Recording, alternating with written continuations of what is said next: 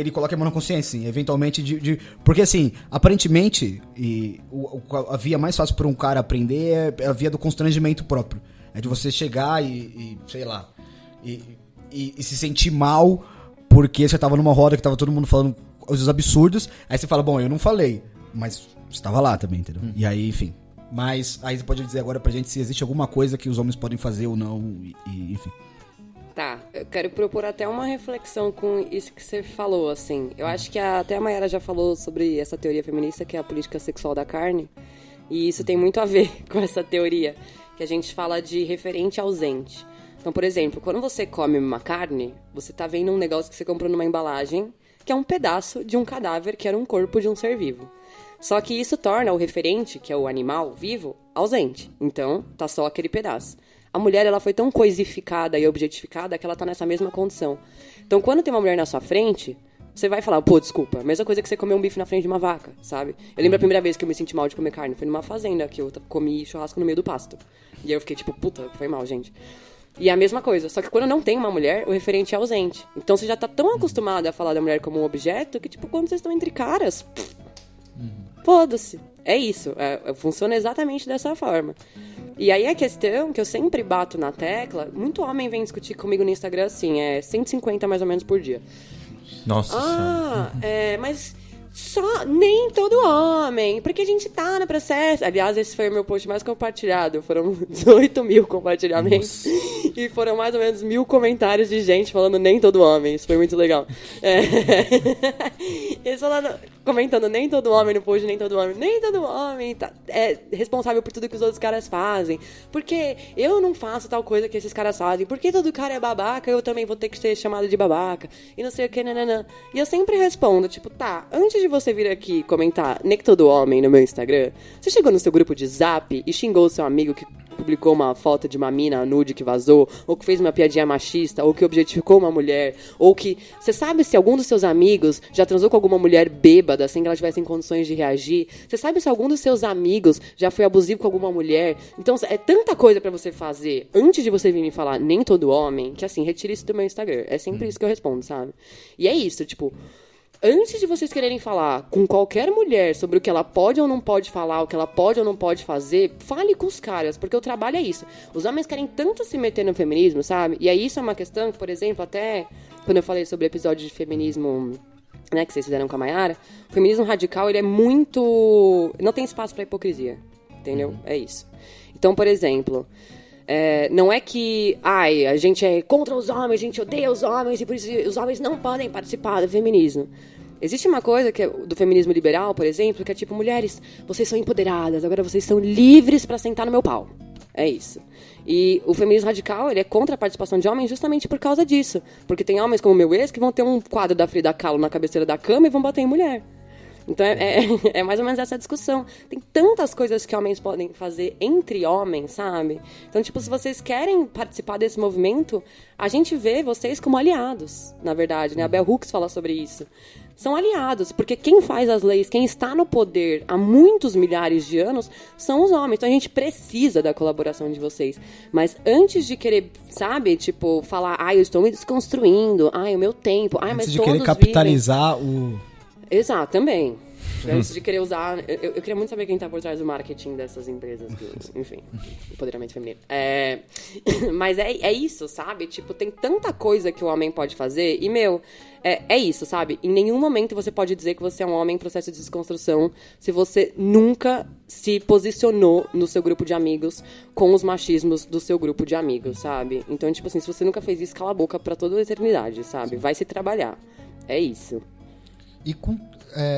E só estendendo também, né? E não no momento de diminuir na luta feminista, mas com todas as outras minorias, né? Uhum. Se o seu amigo faz uma piada, sei lá, São Paulo, vou dar um exemplo que aconteceu com a gente. Faz uma piada, São Paulo não é Bambi, cara, é uma piada homofóbica, critica ele. Se o seu amigo faz uma piada racista, né, que nem deveria ser chamada de piada também em todos os outros casos, critica o seu cara, critica essa pessoa, né? É só assim que você vai se mostrar útil, né, em todo esse processo. Eu vou fazer aqui o papel de ombudsman. Talvez alguém que ouça sempre a gente esteja dizendo assim, pô, esses caras estão falando isso de novo. E aí eu vou dizer se você abrir qualquer noticiário diariamente, você vai ver por que a gente deve repetir isso. A gente devia, na verdade, gravar uns 5 minutos e anexar todos os episódios. Porque é basicamente isso, é uma autocrítica somada a um pedido de autocrítica alheia. Que é tipo, se você tá fazendo isso, cara, se você tá num grupo que... Ou se você ainda acha que... Porque agora... Enfim, não vou dizer mais que isso, mas agora surgiu mais campanhas para parar o grito de bicha nos estádios. E aí isso agora é assunto na padaria, na redação onde eu trabalho. E você tem que ouvir ainda argumentos absurdos. E aí aconteceu isso comigo, por isso que eu tô alongando aqui. Na sexta-feira agora, tinha um designer de meia idade onde eu trabalho, dizendo que isso era uma grande frescura do politicamente correto. E aí, existiam 6 caras na mesma bancada, e a única pessoa que teve estômago e também sentiu que era necessário fazer isso era uma mulher. Então ela foi lá e dialogou com ele 15 minutos. Eu não senti que ele ficou convencido, mas pelo menos ele parou de seminar merda em voz alta, e a discussão acabou, e pelo menos ele pode ter ido pra casa com raiva dela, mas pelo menos... ele vai pensar 2 vezes antes de falar uma merda em voz alta numa redação. Então, a pergunta que fica é, por que eu não fui lá falar? Bom, porque em minha defesa, não que seja uma defesa, tenho 1 mês só de trabalho, então acho que achei que ia ser deselegante, foda-se. Mas enfim, tinha uns outros caras lá que são amigos dele, vão tomar cerveja com ele, e ficaram assim, realmente. Tipo, concordando com a menina, mas não querendo muito se... Enfim. E aí é isso. Eu tenho uma resposta. Desculpa. Diga, não? Não, existe uma resposta pra isso, na verdade. E ela se conecta totalmente com o tema principal aqui que a gente tá conversando. Que é essa ideia de que o oprimido, ele sempre tem que estar em uma posição de pegar os outros pela mão e ensinar. Uhum. É muito louco, sabe? Tipo, às vezes a pessoa fala assim, você é muito brava, você é muito grossa, não sei o quê. Tipo, desculpa, eu não tenho que te ensinar que você não tem que me oprimir. Só que é isso, por que foi a mulher? Uhum. Entendeu? Porque a gente já tá acostumado, sabe? Então é a gente que sempre vai lá, se impõe. Pô, é por isso que, tipo, a luta feminista sempre teve muito junto com a luta antirracista. E são sempre as feministas que estão junto com as gays lá, por mais que seja hétero. Então, tipo, é isso, sabe? É tipo, poxa, eu também sou oprimido, eu entendo. A gente tem que ficar pegando os outros pela mão e ensinar. E vocês, enquanto homens, em posição de privilégio, vocês estão acostumados a terem as coisas explicadas pra vocês. E é muito isso, tipo... Ninguém nunca explicou nada do que eu sei pra mim. Isso eu falo pra minhas amigas todos os dias. Eu não sei as coisas que eu sei hoje porque alguém sentou e pegou e me explicou como eu faço hoje no meu Instagram com as pessoas. É porque eu tive que ir atrás pra eu saber os meus direitos. E é isso, assim. É sempre o oprimido que vai pegar o outro pela mão e ensinar. E isso leva pra questão do relacionamento, tipo, por que a mulher tá sempre tolerando coisas? Por que a mulher tá sempre, tipo, não, ele vai melhorar. Não, ele pode mudar. Não sei o quê. Você não é centro de reabilitação de macho. Aquele bordão bizarro que a mulher conserta o homem, ou que faz ele parar de ser um cuzão pra virar um cara de, entre aspas, nossa, que esse é o pior termo, que um dia vai acabar, o cara de família. Um dia essa merda vai acabar. E porque é isso, porque isso basicamente é assim, olha, eu sou um merda aqui, mas se você quiser tentar, enfim, se você passar anos da sua vida... Pois é. Não, se você quiser passar anos da sua vida tentando me ajudar, aí talvez o cara saia muito bem e a mulher saia destruída. Uhum. E é isso, e eu não sei se eu vou te interromper, mas vou te interromper mesmo assim. Porque eu anotei aqui uma pergunta que não tava no script, mas é o que me veio à cabeça, que é o seguinte. Eu faço terapia há alguns anos e aí, às vezes, eu fico pensando com a minha terapeuta, assim, olhando pra ela, às vezes, porque lá na terapia você vai ela falar de você, né, etc e tal. E às vezes eu fico pensando na minha terapeuta, que entra um, sai outro e tal, e como ela, e que deve ser um peso do caralho você ficar o dia inteiro ouvindo coisas terríveis ou sentimentos ruins, e que é por isso que toda terapeuta tem que fazer terapia e assim por diante.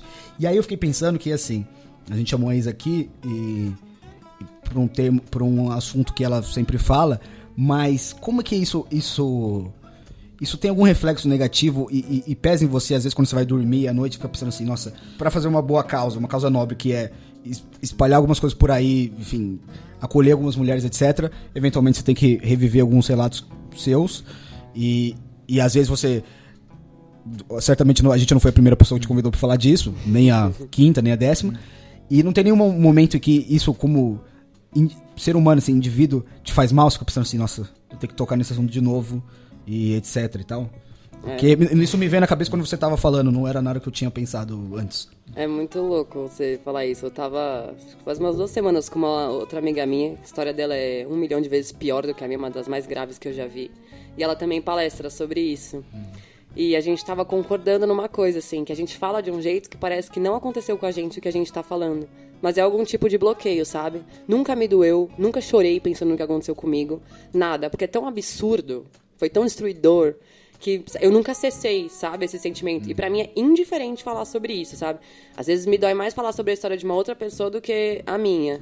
No começo era muito difícil. Tipo, as primeiras mensagens que eu recebia com histórias completamente absurdas, como eu falei, me deixavam sem comer, sem dormir, me faziam vomitar. Tipo, eu ficava muito, muito mal.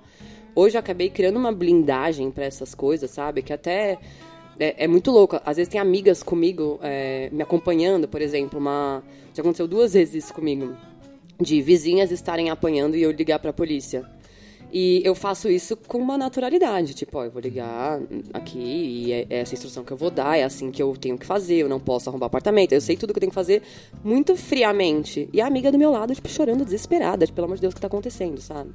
Então a gente acaba criando uma blindagem mesmo. Tipo, é uma coisa que não me afeta mais, mas ao mesmo tempo, todos os dias receber mensagem disso é muito foda. Porque eu falo, tá, e o que tá sendo feito, sabe? Eu tenho pelo menos umas 10 amigas que fizeram denúncias, incluindo eu, que não deram em nada.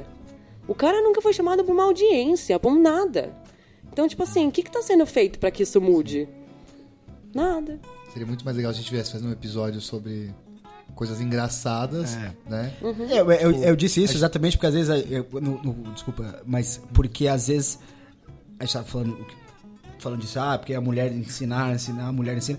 E aí é aquilo, elas estão falando do próprio sofrimento, da própria violência que ela sofre, e elas ainda têm que vir aqui falar sobre, etc. Como se, e a gente que ou tolera, ou faz, ou os dois, fica aqui escutando uma posição que a gente, no máximo, fica consternado. Fala, nossa, que absurdo mesmo. Realmente. Nossa, duro, né? Foda.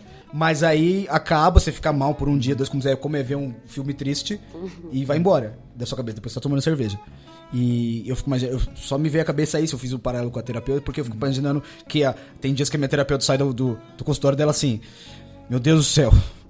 Talvez o que a lente, aí não sei, é a sensação de estar ajudando outras pessoas, pelo mínimo que seja, né? É isso mesmo. Apesar das outras instâncias que deveriam estar ajudando, que a gente conversou sobre isso subindo aqui no prédio, que chegou num ponto, violência contra a mulher e tal, isso nem se fala, mas chegou num ponto que em São Paulo, por exemplo, graças ao nosso queridíssimo governador que faz parte da gestão desse partido que conseguiu sucatear o estado mais rico da União, que é você vê roubos, tretas e tal, e aí eu já tô na 3ª vez que isso acontece perto de mim, que eu ouço o conselho.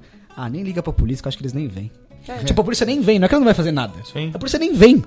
Parece. Então, porra, então é aquilo, né? É isso mesmo. É difícil. Bom, 1 hora, a gente tá chegando na reta final, você tem mais uma última pergunta, baseado no que a Isa falou, e acho que talvez seja uma das perguntas mais importantes das que eu fiz, ao meu ver, que é o seguinte: às vezes a pessoa que tá dentro não identifica que ela tá num relacionamento abusivo, né? Ou ela não sabe o que fazer. Então, assim, eu tô de fora, né? Primeira coisa, como que eu identifico que o meu amigo ou a minha amiga tá passando por um relacionamento abusivo e o que eu faço? Então, eu tô vendo que tá dando merda, porque eu vou dar um exemplo que acontece comigo. Eu tenho 2 amigas, uma conseguiu terminar um relacionamento, que era um cara escrotaço, assim, sabe? Tipo, vamos ter um relacionamento aberto, né? E ela não podia conversar com caras no WhatsApp. Não é que ela não podia sair com ela, não podia conversar com o cara no WhatsApp. Mas era super aberto o relacionamento. Realmente. Aberto pra ele, né? Clássico. E o outro cara, o relacionamento deles, tipo, tudo que ela propõe, ele acha ridículo e tal, mas aí quando ele vê que ela tá querendo sair fora da relação, porque não era um relacionamento, porque ele falou, não, eu só tô pra curtir mesmo, e eu tô sendo sincero desde o começo, eu não quero nada sério. E aí quando ela quer pular fora, ele vai tipo, não, acho que a gente podia começar a namorar. E cara, o cara propôs pra que eles morassem juntos, sabe? Outro clássico. Tipo, vamos tentar. Então é o seguinte, eu, por exemplo, não sei, porque eu já falei, cara, é melhor você pular fora e tal, mas como é que eu ia... Enfim, como fazer uma situação dessa? Essa é a pergunta que eu escuto todo dia há anos e eu não sei responder.